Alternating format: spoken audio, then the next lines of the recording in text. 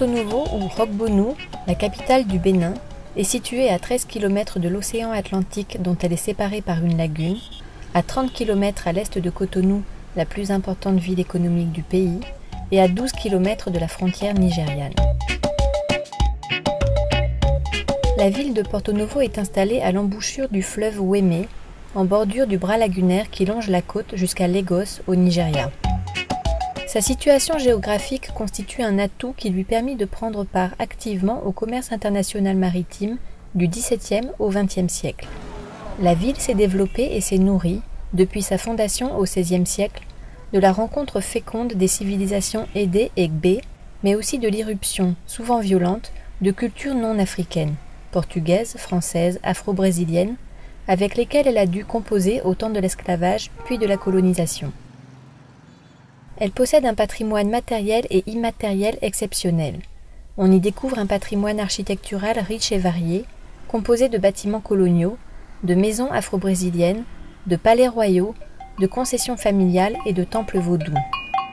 Le paysage urbain portonovien est aussi parsemé d'une multitude de places traditionnelles, destinées d'abord à la pratique des cultes vaudous, mais accueillant aussi d'autres activités telles que la restauration de rue, le commerce de proximité, le sport ou encore les loisirs.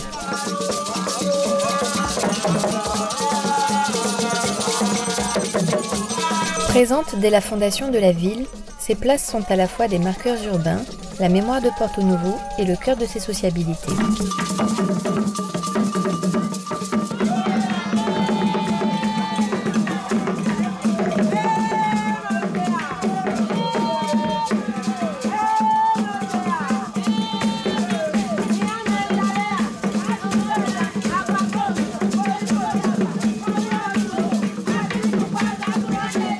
La ville de Porto Novo, depuis son origine, creusée de culture et de culte d'une grande vitalité à l'origine de sa forte identité. Avec une population de 400 000 habitants environ et une forte croissance spatiale, la ville est confrontée à une urbanisation non maîtrisée et non planifiée. Les équipements et les services collectifs ne suffisent pas à satisfaire les besoins des populations des quartiers précaires en expansion. La gestion des ordures ménagères demeure une préoccupation cruciale à laquelle nous devons trouver des solutions durables. Elles sont souvent utilisées par les populations pour remblayer les zones humides afin d'y construire des logements, ce qui crée évidemment d'importants dégâts, surtout pendant les périodes de crue. L'installation des populations dans ces zones inconstructibles, sous l'effet d'une urbanisation spontanée, rend plus vulnérables les écosystèmes au niveau de la berge lagunaire. Je souhaite préserver et mettre en valeur le patrimoine naturel et culturel du territoire lagunaire et du noyau ancien de la ville pour faire bénéficier à la population d'un cadre de vie sain et agréable et anticiper les effets du changement climatique.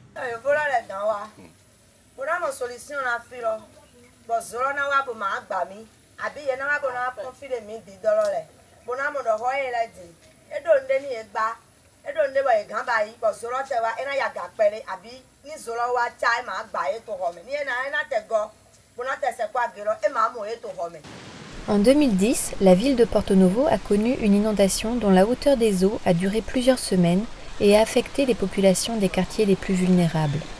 Le souvenir de cette catastrophe naturelle demeure vif dans la mémoire des habitants. La crue de 2010 ne sera certainement pas un épisode isolé. Des analyses statistiques révèlent en effet que la crue centennale du lac Nokwe dépassera de 10 cm la crue de 2010. Le changement des saisons, les crues et les inondations rappellent ainsi aux habitants de Porto Novo le lien profond qui existe entre la lagune et la ville. L'ensemble formé par la lagune et les zones humides constitue un biotope fragile qui participe au fonctionnement systémique de l'écosystème dont l'équilibre biologique reste très sensible. Conscientes de ces enjeux, les autorités souhaitent adopter une stratégie de développement durable prenant en compte les effets du changement climatique et la valorisation des ressources naturelles de la ville. Pour la mettre en œuvre, le Fonds français pour l'environnement mondial, partenaire de la ville depuis des années, soutient cette stratégie avec le projet Porto Novo Ville Verte. La stratégie du projet Porto Novo Ville Verte repose sur 3 objectifs majeurs. Planifier et aménager Porto Novo pour améliorer durablement la résilience de la ville face au changement climatique et les conditions de vie des habitants. Préserver et mettre en valeur le patrimoine naturel et culturel du territoire lagunaire et surtout du noyau ancien. Renforcer les compétences institutionnelles et techniques des services municipaux. Les activités économiques locales doivent impérativement prendre en compte la gestion des impacts environnementaux dans leurs actions. Mettre en valeur créer le lien avec le centre-ville ancien, créer de l'emploi pour les habitants et mettre en valeur le potentiel touristique de la ville. L'une des actions phares du projet Porto Novo Ville Verte est l'aménagement d'un sentier, les 100 pas du Roi, qui reliera le site de la nouvelle Assemblée nationale du Bénin à la zone de Lopodji, en passant par le noyau ancien de la ville, offrant ainsi un cadre de promenade aux habitants. Vous voyez la forêt que vous voyez là, c'est la forêt Oro. Et vous savez que entre le sud du Bénin et le nord du Bénin, il y a que au nord, c'est la législation, c'est les lois qui sont intervenues pour protéger les réserves de Apendjari et de Doubvé. Tandis qu'au sud ici, aucune loi n'a protégé aucune ressource naturelle. Donc c'est le sacré, c'est les traditions, c'est les Vaudons qui ont protégé le reste. Si vous voyez un arbre qui a plus de 50 ans aujourd'hui, c'est parce qu'on a dit que c'est sacré.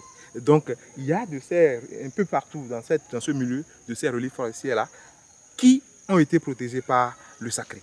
Donc nous, avec les communautés, nous essayons de promouvoir, de valoriser ces connaissances. Parce que nous avons commencé par amener dans ces milieux des touristes, français, belges, anglais, tout. Et si les gens sont intéressés à voir ce qu'on nous demande de protéger, c'est que c'est intéressant quelque part. Donc c'est comme ça qu'ils sont de façon volontaire mis ensemble avec nous pour continuer ces activités de protection-là. L'aménagement du sentier, les 100 pas du Roi, est l'épine dorsale du projet Porto Novo Ville Verte, puisqu'il allie protection et mise en valeur économique de ces espaces naturels, tout en créant le lien entre la ville historique et la lagune. Il s'inscrit dans la stratégie de croissance pour la réduction de la pauvreté et contribuera à la mise en œuvre de la politique nationale de la décentralisation et de la déconcentration du Bénin. Il est initié et soutenu par le Fonds français pour l'environnement mondial, l'Agence française de développement et a été conçu par la municipalité de Porto Novo avec l'appui technique de la communauté d'agglomération de Cergy-Pontoise et la métropole de Lyon, 2 partenaires avec lesquels la ville est en coopération décentralisée depuis 20 ans.